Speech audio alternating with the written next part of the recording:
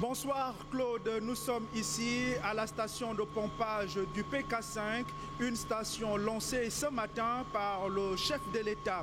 À mes côtés pour répondre à toutes ces questions, j'ai M. Gervais Nguemamba qui est le coordonnateur du projet Pied-Pal. Monsieur Gervais Nguemamba, bonsoir. Bonsoir monsieur. Alors nous sommes ici à la station de pompage du PK5. Quelles sont les populations impactées par ce projet ? Alors, ce sont toutes les populations qui sont en aval du réservoir 10 000 m3 qui est situé au-dessus de la cité de la Caisse. C'est un réservoir qui est à près de 34 mètres au-dessus du niveau de la mer. Donc, il doit assurer de façon gravitaire l'alimentation en eau de près de 12 quartiers, à commençant par Nzengayon.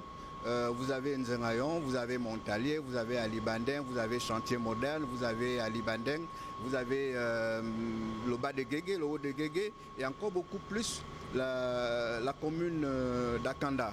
Voilà, donc la station aujourd'hui qui a été inaugurée par les hautes autorités de la République, ce sont en fait 3 pompes qui sont installées, mais 2 qui fonctionnent de façon continue.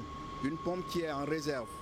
Donc les 2 pompes pompe l'eau jusqu'au niveau du réservoir, c'est près de 2 400 000 litres d'eau par heure qui transitent dans ce réservoir 10 000 m3.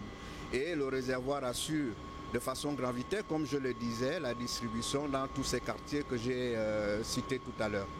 Alors le président a lancé le projet ce matin et dans certains ménages, un constat est fait, des populations n'ont pas toujours d'eau. Qu'est-ce qui peut l'expliquer? Est-ce qu'il faudrait peut-être attendre que peut-être le château d'eau soit rempli pour que les populations aient de l'eau dans les ménages? Alors, il faut dire que la station de pompage du PK5 a un but spécifique, c'est d'alimenter le réservoir 10 000 de la cité de la Caisse. Et ce sont exclusivement ces quartiers qui doivent être impactés par ce réservoir. Donc ce sont les quartiers de Nzengayon, comme je le disais, comme Alibandeng, Bas de Guégué, Montalier et toute la commune du Nord. Bon, nous avons commencé les essais au niveau de la station ici depuis 1 mois.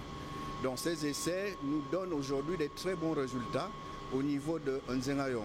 On a pu constater ce matin, lorsque Monsieur le Président de la République, chef de l'État, chef du gouvernement, a fait une visite inopinée en allant interroger les populations sur leur vécu actuel au niveau de l'alimentation en eau. On a bien pu écouter ces populations qui déclaraient avoir fait plus de 5-10 ans, qui n'avaient plus de l'eau.